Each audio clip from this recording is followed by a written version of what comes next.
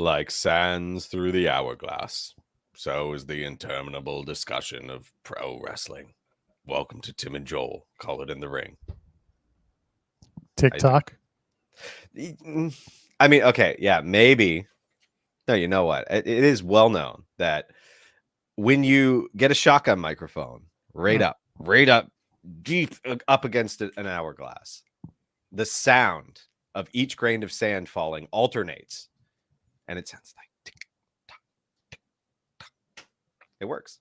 You know what? I come to realize something, Tim. What's that? You and I are currently closer than most people who were standing next to Sasha Banks at her C2E2 signing yesterday. I mean, that's just prudent. Did you see those photos? Yeah, it's a good idea for her to keep a distance from the rabble. There was a good 70 feet between Sasha and those other people. Well, she vaccinated. Welcome to Tim and Joel Call in the Ring. Don't forget to leave a thumbs up here on this video. You can drop a comment maybe after the fact. And if you're in the chat, hey, hi, how are you? Good to see you. And you can subscribe to us here at Fightful Overbooked because we're on our way to taking on the main channel. We're going to overtake those subscribers. I'm on my way home, sweet home. And while you're at it, you can send us your super chats if you want Tim to keep singing. It's a little dollar sign at the bottom of the YouTube chat. Support Fightful Overbooked. Support us. This is my radio voice. And then finally, we've got an Overbooked Discord. Go ahead. Links in the description. Come and hang out with us. We do some stuff over there. So we'd like to see you too. There's a link, like I said, in the description. Friends, how are we doing? Tim, how are you? How was your week? Was it busy? Was it not? How are you feeling? I returned to work following illness. Work was good. I got to start playing Diablo 3 for the first time. Isn't that game 20 years old? No, I don't know, like 4 or 5. Someone in the chat's gonna be like, it was released in 2002. Anyway, I'm finding it too easy. I need to up the difficulty from hard because it is ludicrously easy. You'll have to go in super nightmare mode. I don't know. There's 8 different difficulties, so it's not a surprise. That makes sense. They want me to feel good about myself. Oh yeah, they're gonna lulling you into that false sense of security before they really rip out your soul with the 3rd level is really hard. Could be. That's what I want. We got a lot to talk about. Suddenly wrestling's good again. And 2 weeks ago we were sitting here just being like, oh, everything sucks. Yeah. And now we're kind of looking back and just being like, oh, things aren't so bad. Not everything's perfect. Let's face it. God, no. There's still some of the old trappings, but life is crazy like that. Stuff happens. Yeah. All you need to do is re-sign a bunch of wrestlers that were released during a pandemic, and suddenly everything's different. Yeah. Well, by the way, Monday Night Raw this coming week, Finn Balor versus Rey Mysterio. So everything's back to normal. Anyway, where do you want to start? You want to start with there was a lot of AEW, there was a lot of WWE stuff. To me, extra lately, AEW this week. There was extra AEW with the Battle of the Belts. I don't know if you saw the show or not. It was, to me, it was pretty good. I'm getting kind of bored with Battle of the Belts just because AEW is making it feel like they're committed to this 3rd hour and they're this 4th hour in a week, and they're not exactly building up to something massive from it. There's just a lot of that in AEW period though. There's a lot of just here's a match. Y'all want this match? Here's Christian and Matt Hardy again. This is big, bug right? me as much. That was because it's been over a year. Why? No. It's not the distance. It's the there's no narrative that's bugging me. It's just here's a match for match. And it's cool. I get it. I get that a lot of people like that. I'm not really it's just not for me. Cause I've seen all of these moves done by people a billion times. It's like music.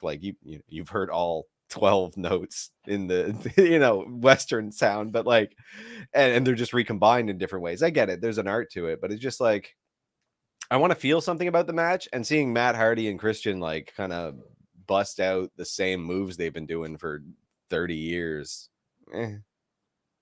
Yeah, did you see the sign in the front row that said I played this match in No Mercy? Yeah, that's That's great. Pretty accurate. And it's like, yeah, it's fine. I didn't hate it. Like I just wanted a reason.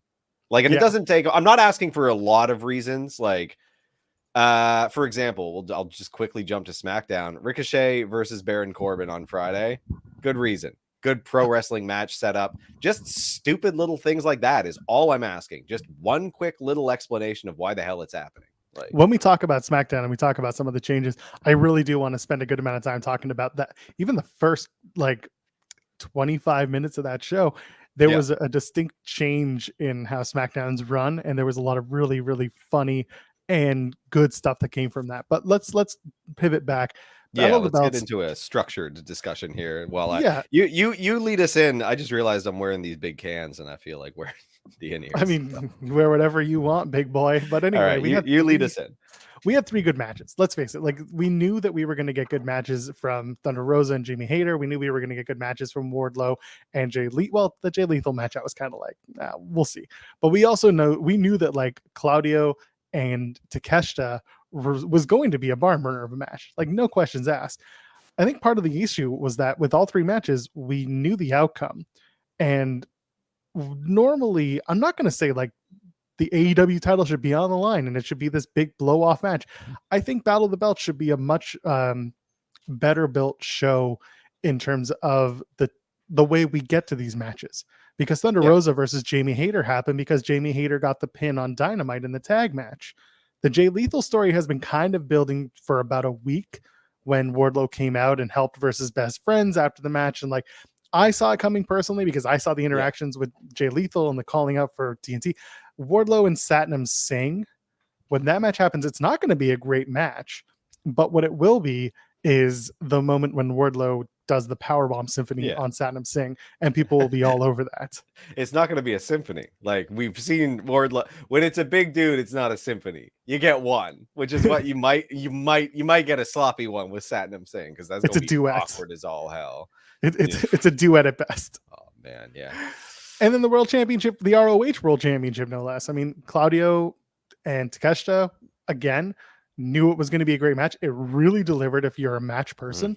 But story-wise, what was the story? Yeah, there was none. But like, Takeshita continues to lose. But that's the thing. Takeshita continues to lose. He's failing upwards. That's the thing. But because he's so over and because fans are big fans, the fans are a big fan of Takeshita, he keeps getting the push, and that's fine. Like, I'm a fan of Takeshita. He is having same banger matches elsewhere, but when he comes to AEW, he's having great matches, but like, there is no story to Takeshita other than he's here.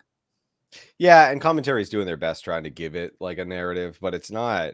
It really, I don't know, it's not enough. Like, they're like, oh, this guy does this, they did this, and was 16 years old when he did this, and it's like, I didn't see any of that. I don't know any of those people you just named. Like, he's good looking and he's damn good at wrestling, and it was a great match. Like, the Claudio one was like choice, very, very fun. But again, like, the narrative wise, it's just like, okay. And then meanwhile, you get the Ring of Honor guy saying that Claudio looks surprisingly strong, or what was it like?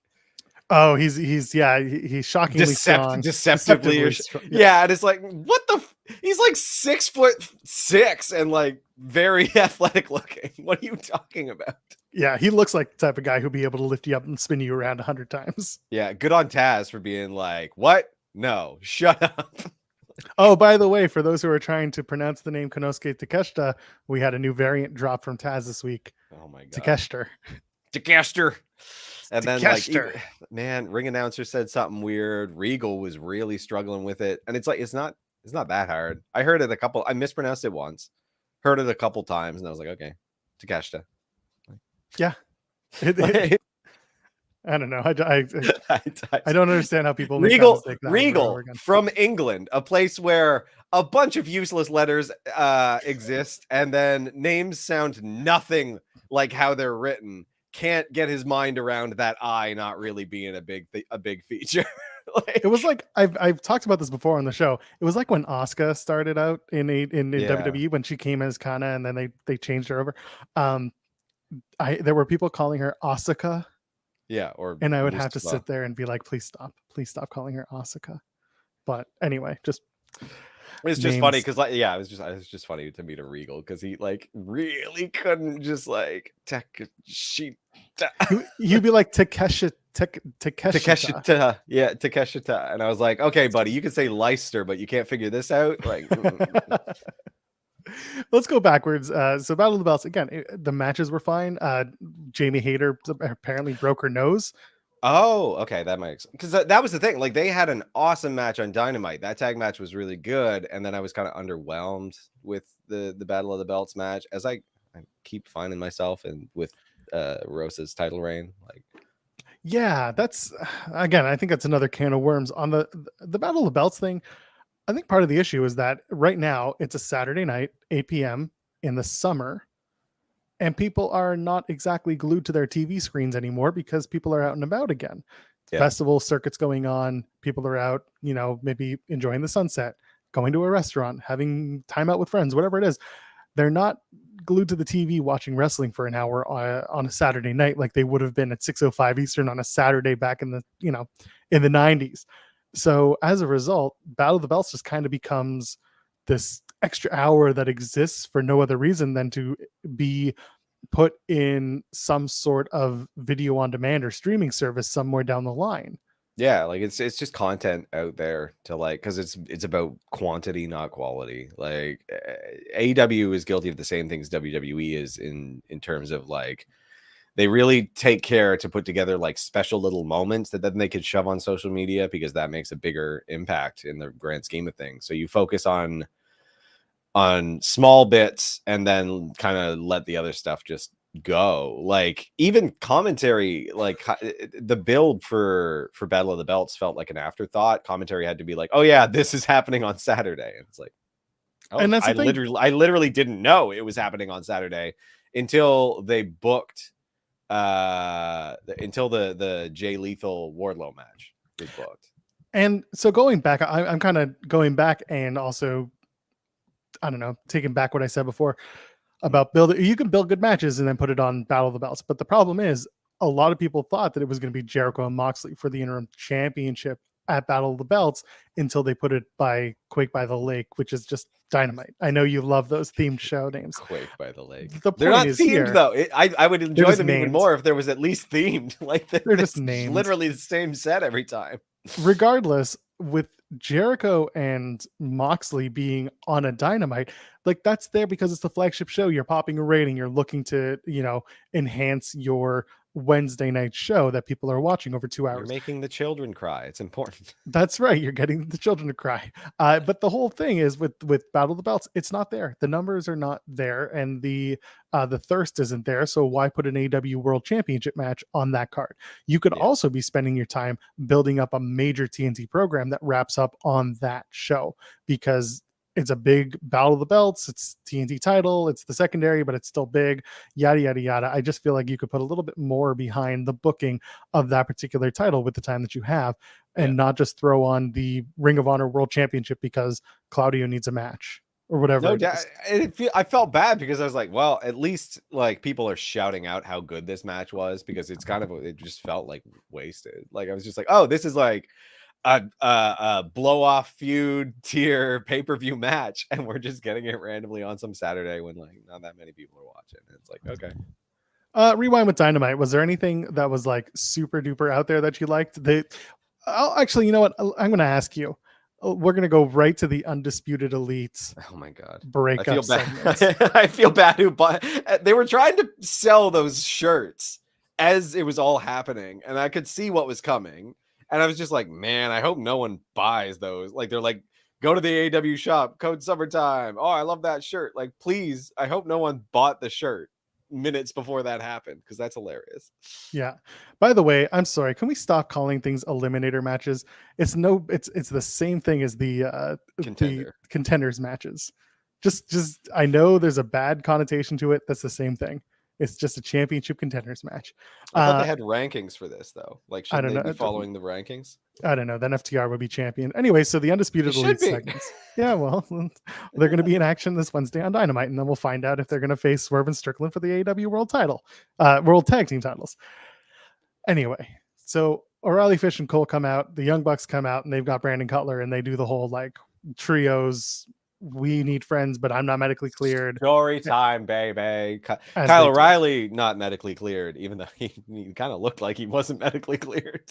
Kyle O'Reilly looking like he hasn't slept in 20 years is how he looked. I hope he's doing well. And I hope that if he's having a child or he's had a child, that the child is sleeping through the night, because clearly he is not. Anyway, they do this whole thing like Matt, Nick, there's nothing I want more than the undisputed elite to win the trios titles, blah, blah, blah. I'm not medically cleared. I'm not medically cleared, says Adam Cole. Kyle's not medically cleared. Bucks, you're not choosing Bobby to be your partner, so you won't be physically able to do this tournament. And then they just beat the shit out of the Bucks. Which the beatdown was a little underwhelming based on pacing. Like it was more of the physical act of it wasn't executed super well. It was an okay line to go into that. But then Bobby Fish just kind of grabbed one of the Young Bucks. And then like a few seconds later, Kyle O'Reilly was like, oh yeah, chop block. Didn't the Bucks just turn recently? Yeah. Like, didn't they just turn like heel within the again? last like 6-7 months? So it was just like, okay. And now their faces because they got their ass beat. I was like, you're still douchebags. Like, you still have Brandon Cutler around. What are you gonna do with him? Like, I don't know. Okay, so It when just feels convenient to get to again. Like they're just quickly trying to get to a match, right? Because they're like, oh, we got to do the Hung Bucks. Get them. They need their trios partner. Split them up. But here's the problem. This is clearly leading to the trios title match at All Out. And All Out is in what, less than a month? Let's say it's 4 weeks away. It's also a tournament. And it's also a tournament. And here's what I'm getting at, Tim. They're going to bring back your absolute favorite thing in the world, and that's Stumpy Brackets. Stumpy Brackets with a conclusion you can see from a mile away, which is what I really hope that it doesn't happen. I throw them in the first round. Like, I don't want to see a build to a foregone conclusion like that. I want to see the match, but do it quick. Like, there's no point. You ham-fistedly transitioned into this separation of stables and the reunion of Hangman and Young Bucks. There was one segment for Hangman Young Bucks, probably more on BT. Like, yeah, they'll tell the story on BT. They have been, and sure, that's fine. Yeah, and that's the whole butterflies thing. So if anyone watches Tag Talk with Haley and Kylie on this channel, they actually break all this down, and they do a very good job, by the way. Okay, maybe I'll get that. but my point is just like you're saying, like they're gonna explain it all on BTE. Not everyone's watching BTE, and not everyone's paying attention. God knows. I'm flipping through BTE because I don't want to watch Ryan Nemeth unfunnily tell jokes. And then like, I like Dark Order, but there are certain things sometimes it's just not funny with them. Are they still doing Nyla's segment where the audio is that's long quiet? gone. Thank long God. Gone. Now it's Peter Avalon and trying and what's her face? Blue hair, blue pants. Leva Bates. Yeah. They got married and now they're doing a thing.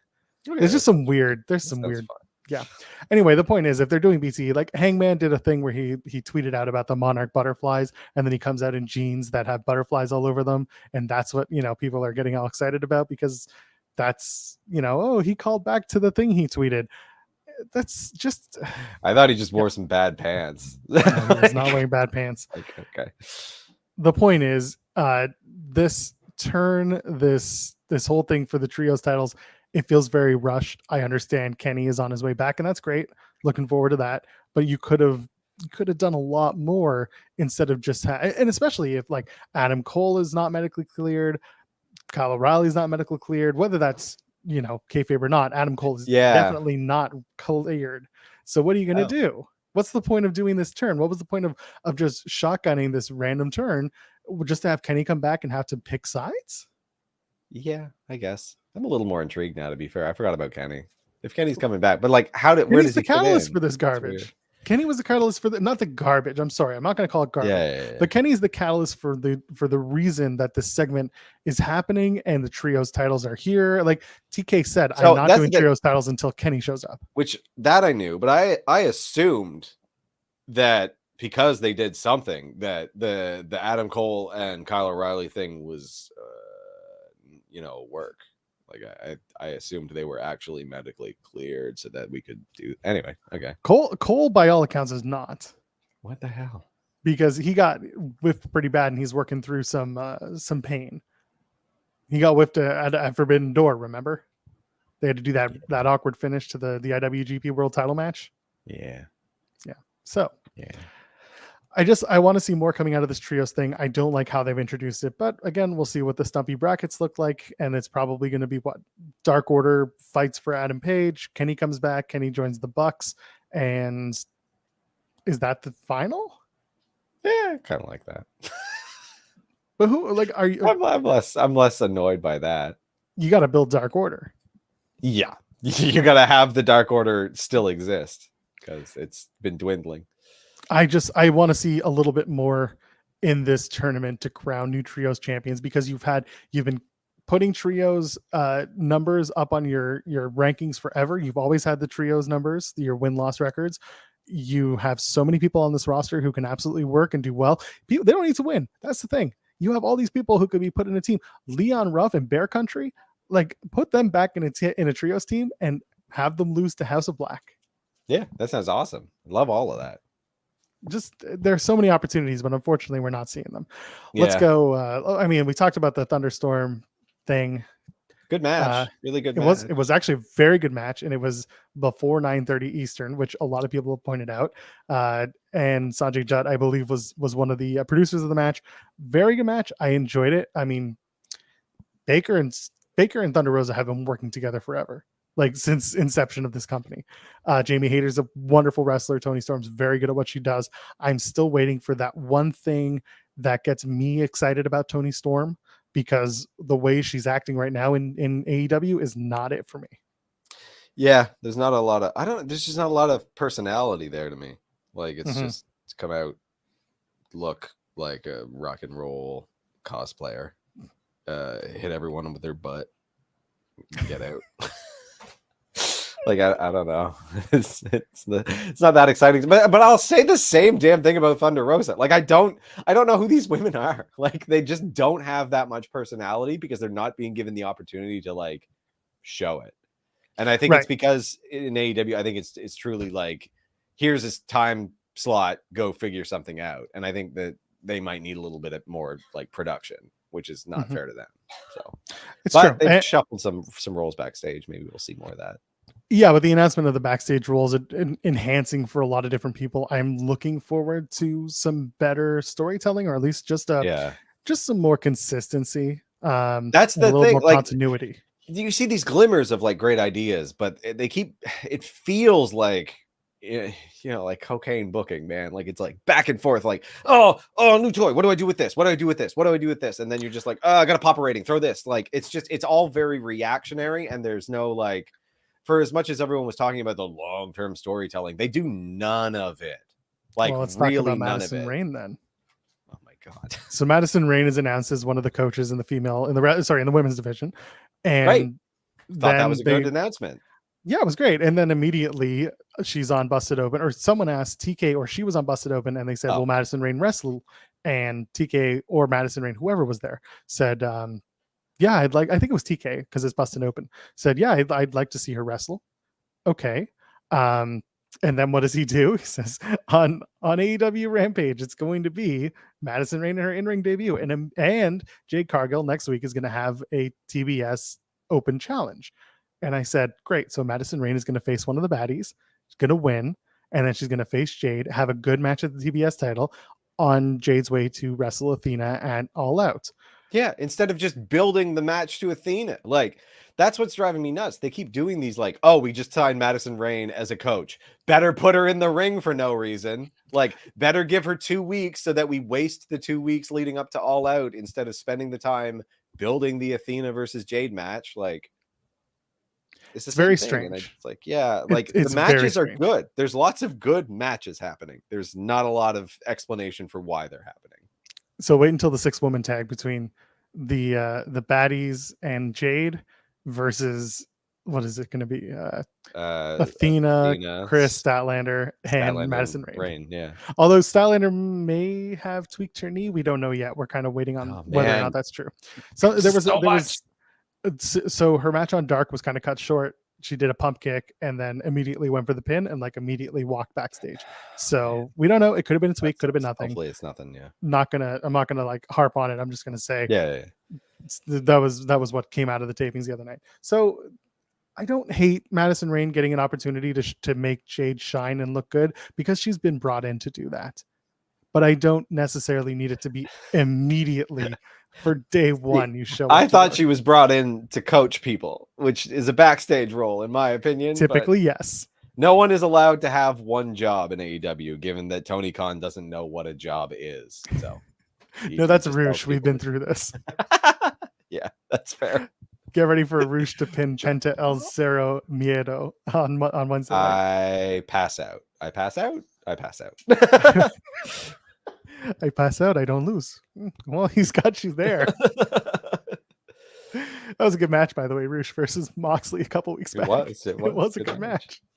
Nobody has a problem with Roosh as a performer. People just have a problem with Roosh as a not willing to lose guy. It worked for Goldberg. He's taking his, he's just doing his best to get up there. And we're talking about him. We're talking about he got a match for the title. Rooshberg. Yeah, exactly. He may be pissing people off, but he's getting more TV time than some. So how are you feeling about Ethan Page comes out and does the whole I deserve better? He's frustrated. He's upset. He's kicked Dan Lambert. He does deserve better. It's true. He's also Canadian, so we have to say it. Contractually obligated to say it. Stokely comes out. I don't stand. Stokely comes out and he gives him the business card, and it looks like Page and Stoke are working together. And you've also got Lee Moriarty being added to that. What do you think? Is Stokely building a pretty strong stable or what? I don't like Stokely having a lot of things. Like I just want people to have one thing on the go, not 30 things on the go. Like that's what I don't understand. You don't need to. There are other managers. I'm glad that Dan Lambert's been kicked to the curb. I want Ethan Page to do his best. Where's Scorpio Sky? I don't know. But Stokely and Page, no. I don't know. I don't hate it if Stokely wasn't already managing the baddies. By the way, when he walked down the ramp with Layla Gray on Rampage, I was laughing at him dancing along to her theme song. It was very funny. Low-key banger. Yeah, but let's talk about bangers. That tag team dumpster match. It was good. They brought out JR for the second hour, and it was all WWF attitude matches. It was Christian Cage versus Matt Hardy. Was something very purposeful. Yeah, that was the first one. I was like, oh yeah. Tag team dumpster match, and then Chris Jericho as Lionheart Chris Jericho in a match. I don't see what's going on here, JR. I remember. Anyway, it was good. I mean, listen, the dumpster match was so funny and so silly, and it was good. It was a good match. I enjoyed it. Nothing really to talk about there other than just a lot of plunder. And then they did the 98 scene where the Acclaim pushed the dumpster off the ramp and sent it to the floor, just like the New Age Outlaws did to Chainsaw Charlie and Mick Foley. So good stuff. And the main event, you had Wheeler Yuta and Jericho, and it was a fine match. The winner was never in doubt, and Jericho gets the win with that lion tamer that he actually beats the shit out of, and did a good job with it. Yeah, glad finally. Kind of redemption for that. So, I mean, listen, he's got to do something, right? Yeah, can't have him not doing anything. Coming into Wednesday when he's got that title match. I think Jericho's going to be a 2-time AEW World Champion come Wednesday. Oh, I hope so. You think that would pop a rating? What do you think? No, I don't think that would pop a rating. I honestly want Jericho to win. I don't want to see. I don't really care about Mox versus CM Punk, to be honest. You want Jericho versus CM Punk?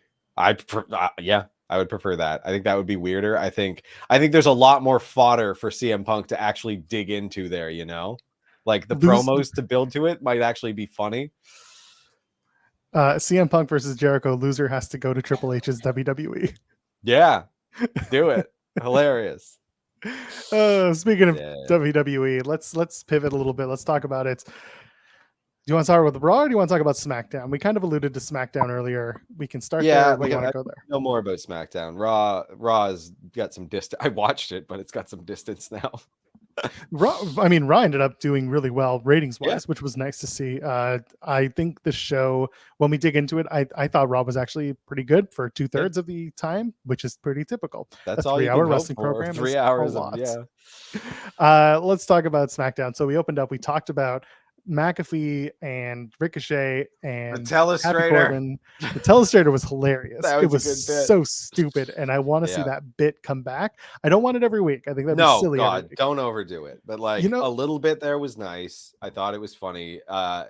elevated a match that was kind of like to me. Like I didn't really love. I thought the McAfee's done better work. Like I thought his Adam Cole one was way better than this. So yeah, it was like underwhelming. But then he really like he made that bit funny. So, and then we have spent weeks talking about Ricochet and talking about how Ricochet is not. It's not about being underused, just not interesting. Yeah. This was the first week to me where Ricochet has been some form of interesting and some form of entertaining. Yeah. And it was so organic. That quick, like, backstager to get to a fresh match was like, are you laughing at me? And they let him get a win because Corbin's on the slide. Because that's narratively what's happening. And it's interesting. It's a little bit interesting. Great open. Like, did you notice that Ricochet is now doing a shooting star press as a finish? Yes. And it's a beautiful one, and it looks real good, gorgeous, like crazy. I don't understand how I don't understand how they can all look so different with different people. Like it's just slight differences in how people move their bodies make an insane impact. But his looked amazing, like hang time, man. Some really good stuff coming out of that, and the crowd was really behind Ricochet. Yeah. Weird crowd. What were they? South Carolina? Weird group of people. Weird group of people all night. Big Liv Morgan fans. Hugely ready to chant bum ass Corbin. Like just ready to chant that boring chant. Like hey, by the way, we're live on Twitch. If you're twitch.tv/Fightful Gaming, hello, how are you doing? It's good to see you. And we're also doing this thing on Facebook because I decided why not put our ugly mugs up on Facebook for a change. Yeah, get in there for the over 40 crowd. That's right. Normally we're over on Overbooked, youtube.com/Fightful Overbooked. But today I was like, no, nothing else is happening in the wrestling world today. So we're going to take over every account that we possibly could. Simulcast. So let's get into it. Yeah. Where are we here? We're talking about, I don't know, Sammy and the Usos. Not much to say there. There's an okay through thread. Yeah, like we'll see where it's going. I have ideas of where I think it's going. That some are funny, some are, I don't know. We'll Nakamura and Kaiser. Again, really good match. Yes. Nakamura seems to care again. A little bit.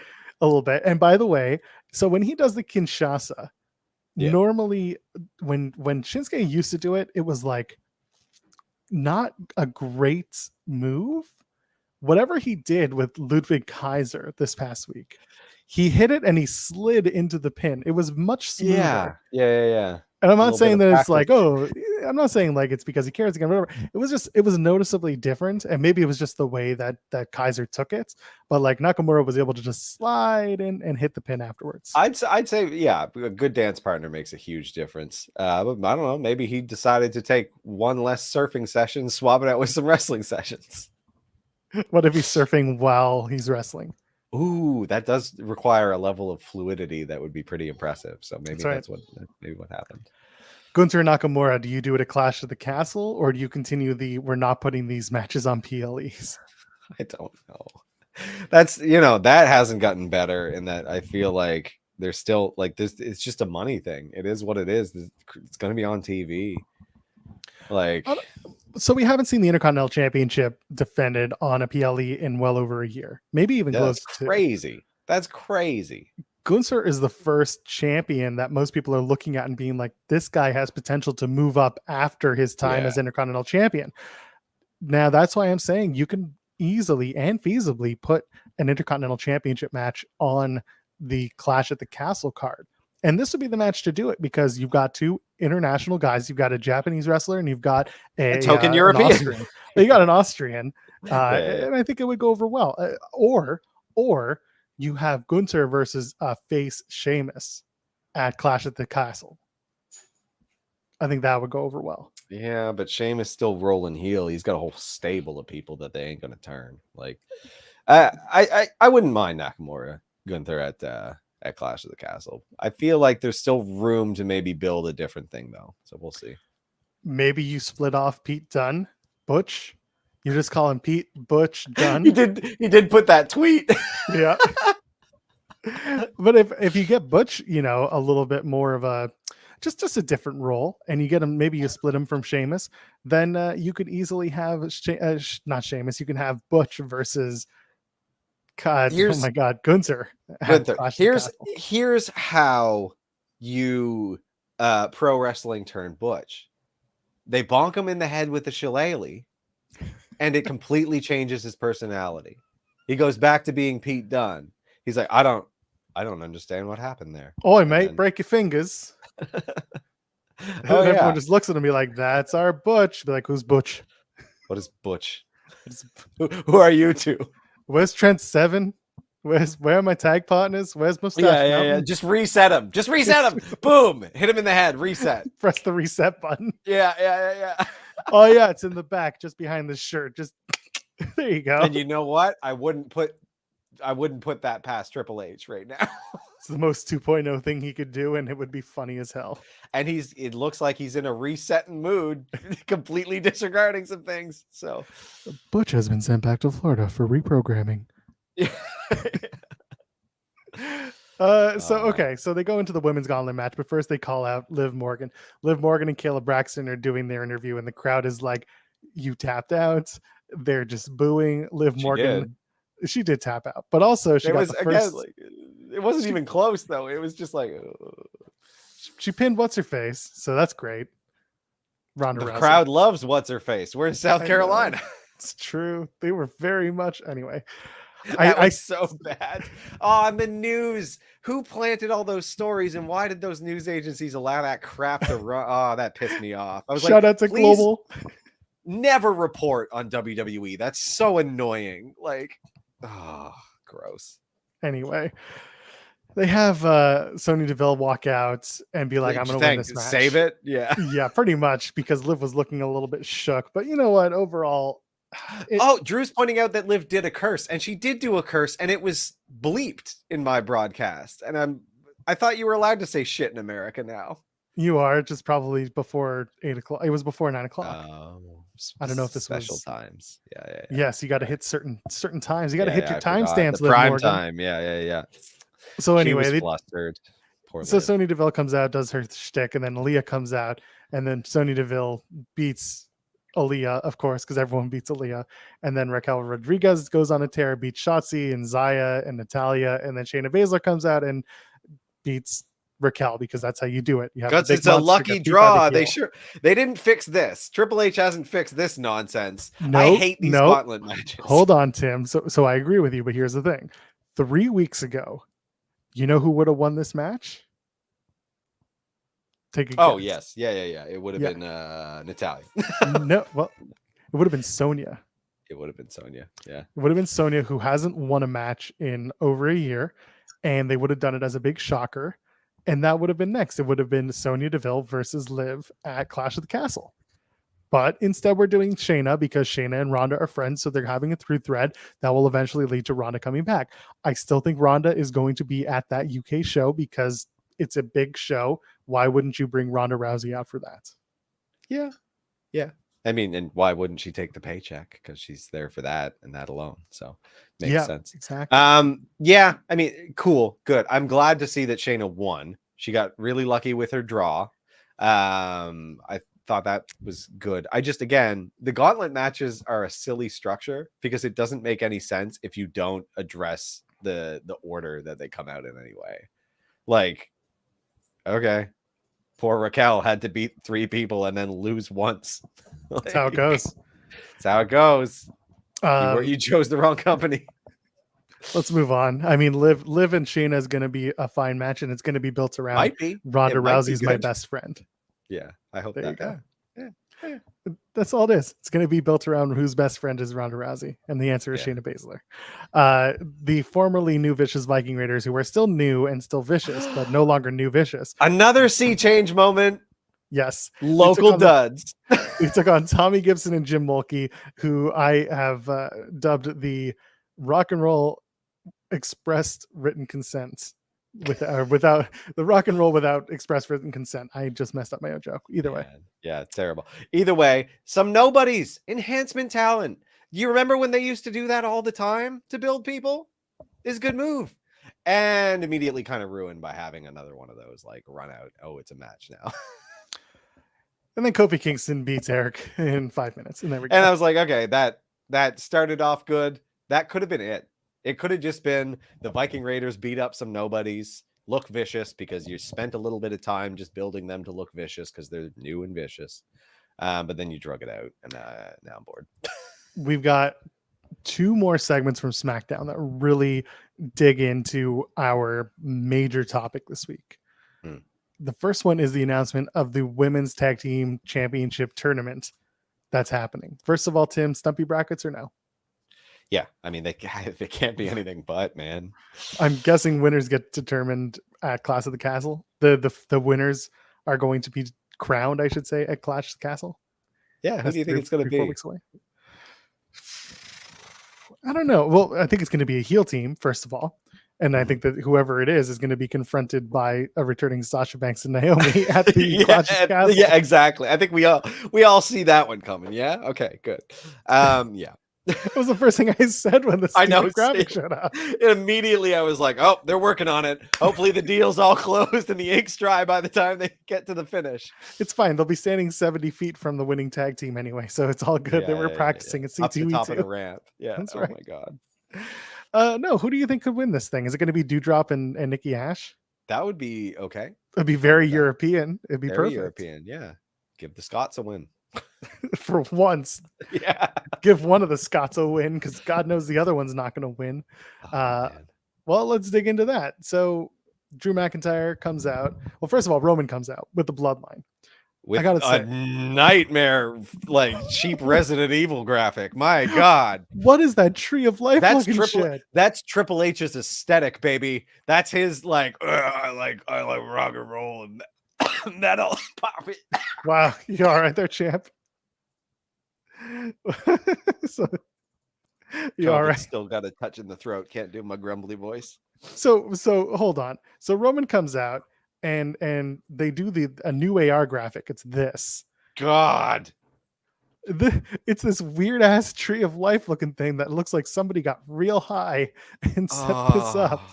It's one of those sad highs though. It's that like dark doodle. Like it's a DMT high. Oh my God. It's bleak. It's bleak. It's very, very scary. And then they took it off the screen and they did the 3 guys doing the which is still terrible. It's still AR graphics. Please get rid of the AR graphics. And then they put it up again closer. They did a bigger, more terrifying shot of the Romans. Was it all just Roman's skull, or was it the Usos on the other? No, side? they're both on the other sides. Okay. Yeah, I'm gonna put it up. I thought it was 3 Romans, and they were all just leeches out of his skull. Like no. Oh yeah, okay. Yeah, there's the Usos on either side. Yeah, isn't that ugly? Disgusting. It's real bad. Anyway, so they do that.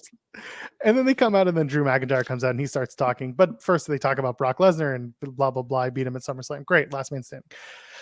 And then Karrion Kross shows up. He hits the music, and then Scarlett stands at the top of the ramp. No. You skipped over Drew McIntyre calling him a queef. Everyone else already talked about it. Which is, it's fine. It's weird. I don't, that's some creative freedom. It's like, oh, McIntyre, is that where your head? Okay. That's low effort, bud. But anyway, whatever. He comes out and he gets his ass beat by Scarlett. No, Karrion Kross. Well, Scarlett's music hit. Everyone pretended that no one knew what was going on. They're like, who's and then a guy mercilessly punches Roman Reigns in the back of the head several times, as one does. Squishes his head against the old stairs. You want to talk about Kross's hair first? Yeah, he's got hair. I don't like it. Is that because you are a person who has no hair? Kind of. It's edgier. He looks tougher. He looks like a hitman without hair. He's supposed to lean into the hitman thing, but no, he's gonna do whatever this is. Hitman I don't know. Can have good hair. No, they can't. Look at Bret Hart had great hair. No. Yeah, but was he? He wasn't a hitman. He was a pro wrestling the hitman. He had a name, the hitman, but he wasn't a hitman. No, he wasn't the hitman. He was Bret Hitman Hart. Okay, well, he wasn't out there killing people. So I mean, he was squeezing legs and backs. Like what? That's not even. He's out there killing other people's careers and burying them 6 feet deep. If you listen to him talk. Oh my God. Yeah. Yeah, whatever. I don't know. He's a submission guy. He's not even anyway. Are you a big Brock Lesnar fan too? I don't know. He's a fake bald too. He didn't need to be bald. That's true. He's got a full head of hair. He's got a proper hairline. And no male pattern good. there. He looks all right. I like him with hair. I think it looks better. Yeah. I mean, again, it's just because he crisscrosses over the weird line between like the supernatural vibe, because that entrance is so good, but it doesn't really make sense. So it's kind of frustrating to me, because one of the things that used to bug me in NXT with him was that he had one facial expression, and it was always that angry guy scowl. Exactly, that angry guy scowl. And his promos were always like cartoony, turned up to 11, and it didn't really work. Yeah. We're seeing a lot of characters in this new brand of WWE that are trying to be a little more normal and grounded and human. Yeah. Again, we talk about Ricochet. Ricochet was no longer having to say just random shit. Whatever he said, he wasn't. Ricochet didn't have to try to get over 8 different catchphrases that they were like testing that week. Like that's So I'm reserving judgment because Kross. First of all, you might even just have Scarlett speak for him. Yeah, I think that would Kross be fine. Have a couple of words here and there, but otherwise, I don't need him to cut.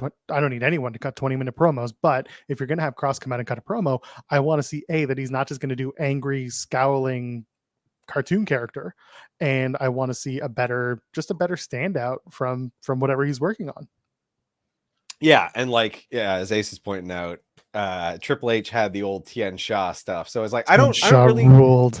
It didn't. I don't want to see Triple H manage. I don't want to see all that much like supernatural stuff, period. Like I would like if now that Kross is back, he acts as a hitman. We see him beat the living piss out of several people for the next several weeks leading into Clash of the Castle, like being like, give me my shot.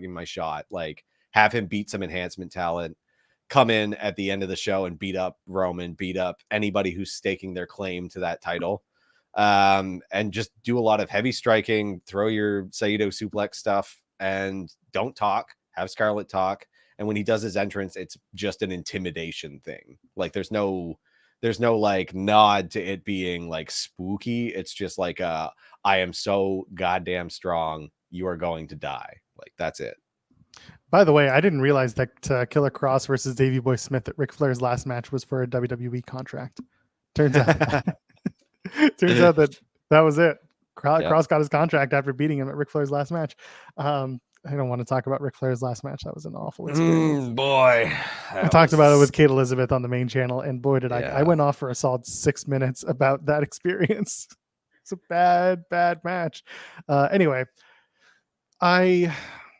So I see him being tossed into the title program. I think they really wanted to make an impact with Kross immediately. Yeah. And I understand that feeling. I understand why they're doing that. However, they got to give him a statement. They got to give him a reason to want to be doing that, to want the title beyond, I just want the title.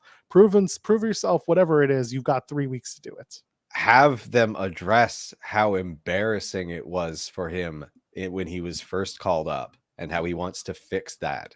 Like, have them like head on. Like, I don't know if they're going to do this. It may just be that Triple H is pushing the reset button and just sweeping that stuff under the rug. But like, I think it'd be fine if he's just like, I lost to Jeff Hardy in like 5 minutes. I'm here to show that like, that's not who I am. Something like that, you know? I don't think they're going to talk about Jeff Hardy, but they're going to talk about his first time. Yeah. Yeah. Just he was unfocused or not ready. Now he went out, he did some killing. Now he's here to kill some more. But I mean, so there's talk about this maybe being a pitch to split the titles again and add Kross. So they're talking about adding Kross to the world title match at Clash of the Castle, and then that way you have maybe you do a 2 out of 3 falls match. I don't really love it. I don't like. That's the problem. They've written themselves into a bit of a corner with this. Where it's. I don't think anyone's been titles. Like I don't think I think Vince put them in this position. That's what I mean, though. Yeah. Like that's exactly what I mean. Like you're stuck with this now.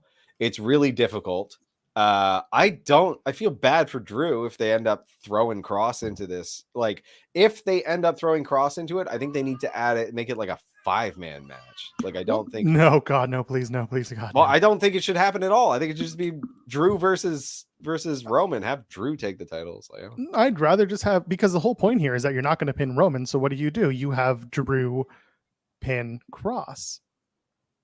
Yeah. And Kross doesn't need the championship. He's too, like, it doesn't need to be that way. You put Drew back on Raw. You have Roman on SmackDown. You can do Drew versus Roman at Survivor Series if you're still going to do that whole SmackDown versus Raw gimmick. That's fine. Here's an idea on how they could do this. Have Kross come in, do the triple threat, and then have Roman get upset. Have Heyman come back and have him, like, limit what he can lose. Like, limit the title match to the Raw Championship.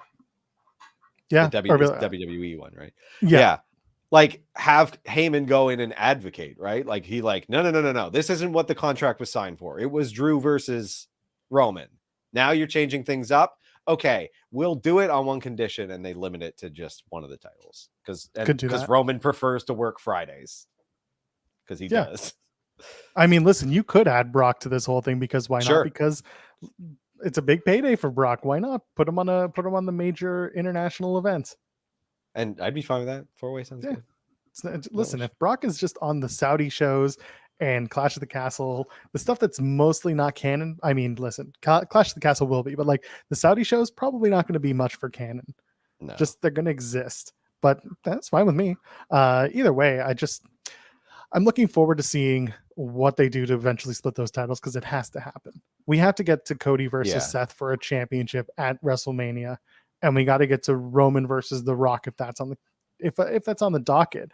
But also, that one shouldn't be for a title either. Be for a title. Like, I think The Rock can maybe cost Roman his second title. You could do that, but then Roman gets pinned, and Roman can't. The whole idea here is that Roman can't lose.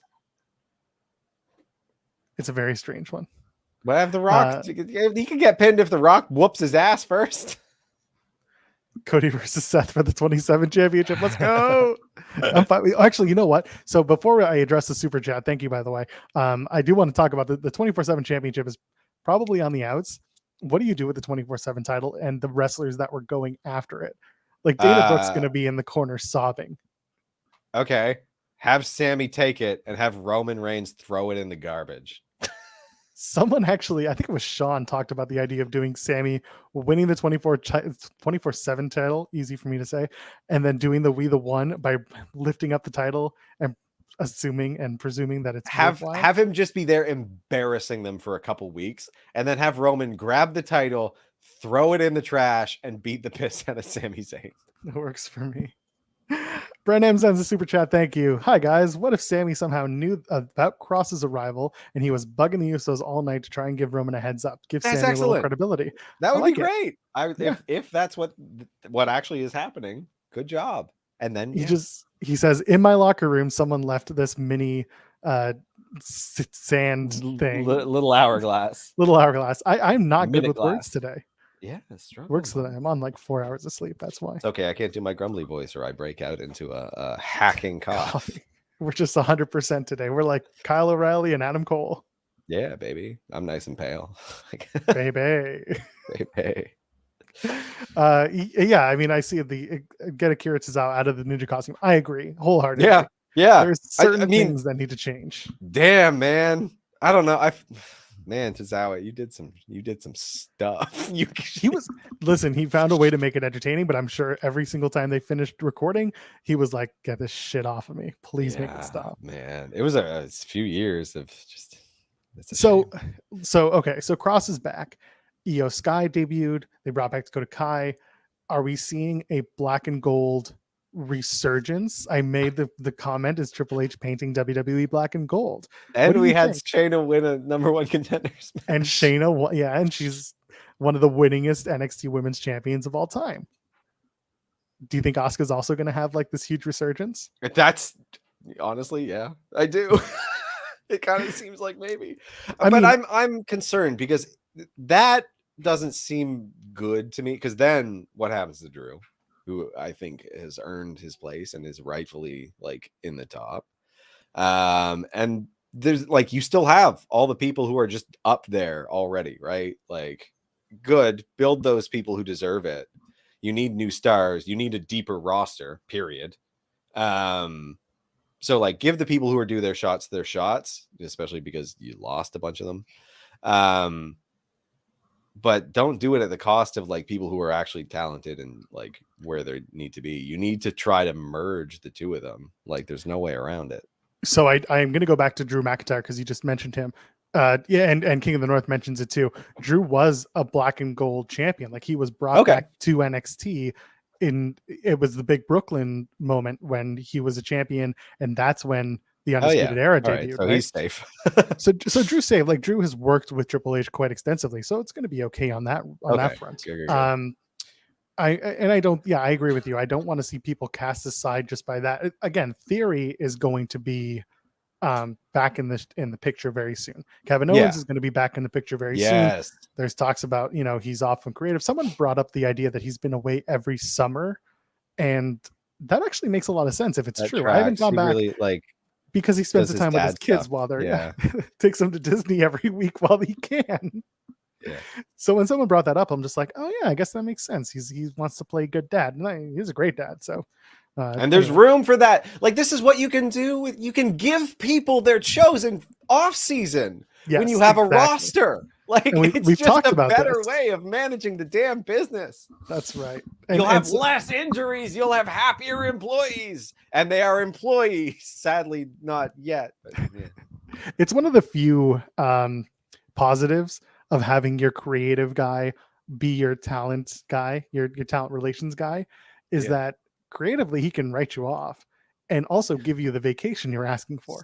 But that can be a negative. So this is one of the few positives that might exist if you're in, but you have to be in his good graces, which KO, let's face it, is. There are other people who are probably going to be brought in. I saw at one point Steph DeLander, the former Persia Pirotta, not Portia Pirotta. Yeah. Said she tweeted out something about like checking her phone, and maybe she's hoping for a callback. Who knows? Her and Indy Hartwell should be a tag team going in this tournament. Why not? That worked. Yeah, do it. Pull her back. And I see other people. Indy needs to move up too. Like there you go. Like bring her up. Then you've got a women's tag team, and then you can start to keep them around. Because then, boom, you fill 10, 15 minutes on a show, and boom, you actually have a women's tag division, and you have titles that you can put on a pay-per-view PLE. So I mean, let's look at Raw, right? Very simply, we saw Tommaso Ciampa suddenly matter. Yeah. And it's like the flip of a switch. And it doesn't take much. Like, you just need a deeper roster. You need to use all of these billion titles that you've built, and you can write a 3-hour show that doesn't suck. Like, you just give everyone 10 minutes for their, like, here's a, like, okay, every week we do 10 minutes. We do a women's tag thing. Like, I don't know. It was the way things were being handled before was just insane. So, it was very much. There's a glimmer of hope. There's still weird things, like, again, the Viking Raiders, Kofi Kingston thing, and like, so better. I'm fine with the Viking Raiders now because they're no longer just new vicious. They are just new and vicious. They're not they're not marketed. They're not such. Barfing out that catchphrase. They are being such, and they're acting as such, and I'm fine with that. Again, there are so many people. Like, people are talking about Bailey stable and how many people should be in there. Keep it to the 3. I think 3 is good. Like, Tegan Knox, if you bring her back at Wales at Clash of the Castle, and that's a huge return and a big opportunity for her. What do you do with her afterwards? That's another question. You can't put everyone in a tag team. You can't put everyone in a tag team. You can't put everyone in a tag team, but you need to put quite a few people in tag teams because there are literally no tag teams. Like, yes, if this is a serious undertaking, they really do need to put the tag teams together. And like Asuka and the same thing for the men. There are not that many tag teams. Like, you need to start building tag teams. Like, because it has been ignored and treated like crap. Like, you would get a tag team randomly shoved together. They would break up after like they would do that cycle, like women and men. They would just do it over and over again. They win the titles, they lose the titles, they break up. Like, by the way, I disagree with the idea that SmackDown needs women badly. SmackDown needs they women. have like AIDS. They need stories for these women. Yeah, They need characters for these women. They need something that makes them more than what they've been, right? Yeah, they're just like they not don't marketed well. They didn't have Lacey Evans this week, which is weird. No maximum male models this week. I know. It's okay. It's one of those things where it doesn't need to be every week. Fine. Exactly. Yeah, don't hit me every week over the head with it. Better be there. I want next comedy. week. It'll make sense. Better be there. Exactly. But all in all, I mean, there's a lot of positives coming into this. I don't think it's perfect. God, no. No, no. But there are little things being put into place that are making more sense, making things better and easier to watch. And again, I sat through Raw on Monday, and I didn't want to hate anything. I mean, I did. There were things that I disliked, but I wasn't like, but I wasn't sitting there just being like, everything about the show is such garbage. It was watchable for the most part. Like, yeah. I enjoyed it for the most part. By the way, with the Becky Lynch injury, there's one person who stands to be very well taken care of out of this, or at least see the bright side of it, and that's Alexa Bliss. She's gonna have some upside from this moving forward, I think. Anyway, there's a lot going on. There's a lot of changes going on. I think that's exciting in wrestling. I think that's good for all, rising tides rise all ships, as they say. But there's a lot of stuff that needs to, be figured out before we sing the praises of Triple H and say that everything's perfect, right? I will say, like, when this first happened, we were pretty cautious about our optimism in it. He's a lot more aggressive than I would have expected. I guess he actually, I don't know, maybe. And reportedly he ain't done yet. So yeah, like all this talk of like just completely undoing some of the silly things, like don't say wrestler, don't say this being gone, and like hearing some stuff on TV, like shocked me. I didn't know that he would be like, because that comes off as like a little bit hostile towards your own damn father-in-law, which, like, good, because he's a prick. And like, honestly, WrestleMania felt like a personal, like, screw you son-in-law. So like, maybe it's a little more actively aggressive than I thought it was. I think there's a certain amount of Triple H being like, I want to make my roster more depth. I want to have more depth in my roster.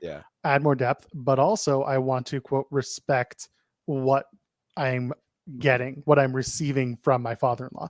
Listen, like, for better or worse, this business is massive, and Triple H just inherited it. And like, from just the enormity and the size and the expectations from outside people who are not wrestling fans but invest in their product, he can't just change everything overnight. And so I think we'll see those changes eventually take place. But for now, Triple H is going to start doing more to bring back the fans who maybe found other places to watch wrestling. And I'm not just saying AEW. I think there are plenty of other places people went. And if that's the first step, that's great. Next stop is going to be making a product that is universally liked, not 100%, but like enjoyed by fans and enjoyed by people like us who talk about it on podcasts and so on and so forth. And also just is a different view on what WWE should be, in a different eye. Yeah. And like, step one, it's clear what his priority is expanding that depth, like you said, and rebuilding divisions that have been neglected, like outright neglected, the women's division and the tag team division. It's clear that he's doing the things that have been ignored for too long, to the point of like crisis point. Like their roster was too thin for 2 shows and all this other stuff. So, and the amount of titles. And I'm also, the last thing I would just want to bring up is on the NXT front, I see people, saying this person should be up here, this person should be on the main roster. I'm fine with NXT continuing to develop talent and also still have tentpole members of their roster, because Carmelo Hayes, yes, main roster bound, he's going to be great. But right now, I don't think he needs to run there just yet. I think he's good where he is. Give him more time. Same thing with Braun Breaker. There are a bunch of people who are ready.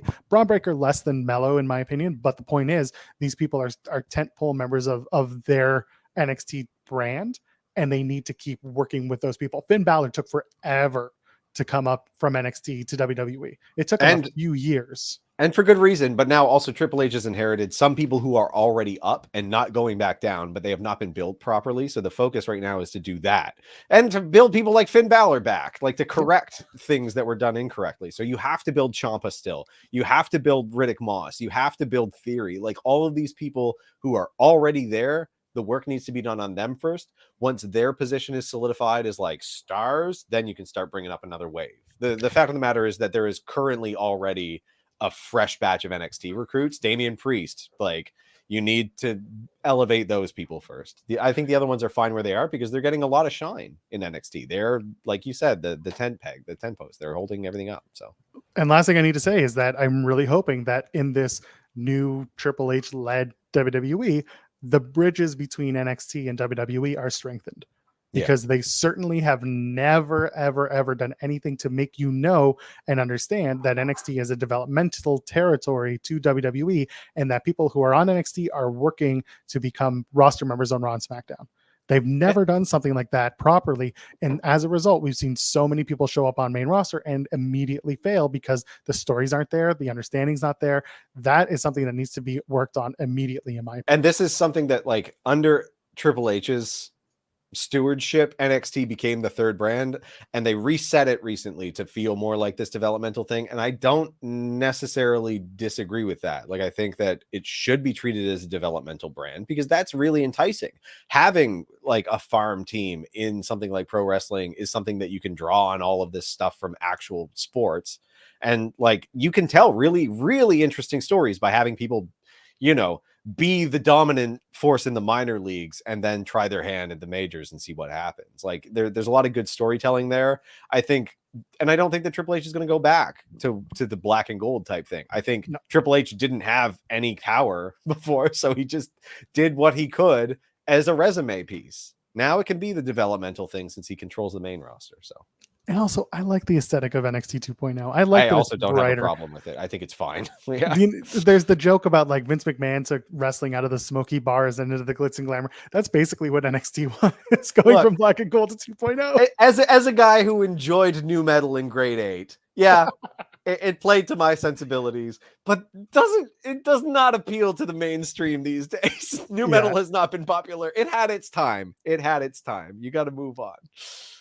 And so I'm seeing in the chat, they're talking about like Wheeler Yuta and Takeshita and for the Americans Hook and all that being strong for AEW as temples and people that are being enjoyed as wrestlers and as characters.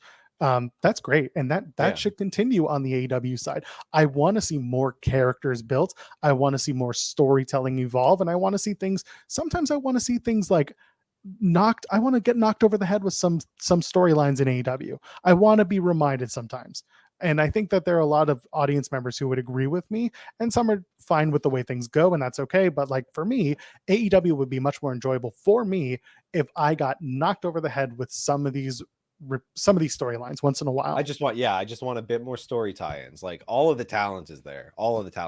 It's just, I think it's a bit panicky where it doesn't need to be. Like they can be a bit more comfortable and a bit more confident in who they are and what they're doing and just kind of settle in. Like you gotta have a place for people, slot them into their time slots, tell some stories, cycle people in and out, but have it make sense narratively. Don't have them just disappear off TV. Where is MJF?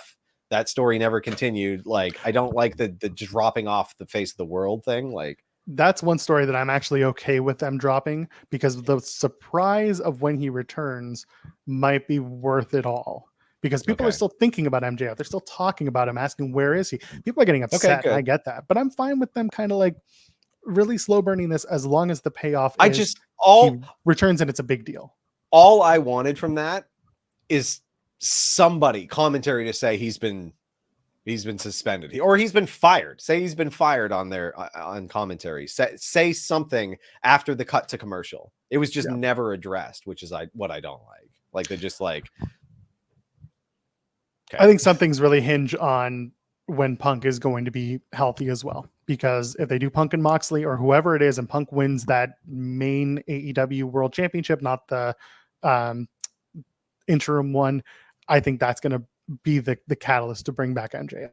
Yeah. So if it all out, let's say it's Punk versus Moxley, we don't know yet, but let's say it is, then at the end of that match or at the following Dynamite, that's when you bring back MJF or Grand Slam. They're going to be in New York for a full 3 weeks, by the way, Tim. Like, I don't know if you saw that. Yeah, they're doing they're doing Buffalo and they're doing Queens. And then they're going to Philly the week after that. So like they're going to be in the tri-state area for the next month in September. If you don't bring MJF back for that run, I'm a little surprised. Yeah, right. No, that's the 3 weeks you build John Silver. And Alex Reynolds too, please. Yeah, we'll see. Those are the guys. Anyway, that's the wrestling this week. Is there Yeah. anything else that we missed or anything we need to touch on? Ric Flair's last match occurred. It was awful. Just run to the gates. Yeah. Don't watch the roast. It's even worse than the sad wrestling. Oh god, it was so bad. Rick was in Puerto Rico last night. Anyway, Good we're for not talking him. about. I don't want to talk about Tony Nese either. Let's get out of here. Tim, where can the people find you on the internet? They can find me at Tim Stone P TIMB STONEP on Twitter. Is that the first time I've garbled that? I think that's the first time I've garbled that. Anyway, that's where I'm at. It's Fightful Overbooked, youtube.com/Fightful Overbooked. We drop new content every single day here on the channel. And hey, if you were here and you drop a thumbs up, we appreciate you. We like you. Thank you for anyone who sent a super chat. Thank you to the chatters. Thank you for hanging out with us. We're here every single Sunday at noon Eastern, 9 a.m. Pacific, here on youtube.com/Fightful Overbooked. I'm at Joel Pearl, JOELPEARL. Ladies, gentlemen, friends beyond the binary.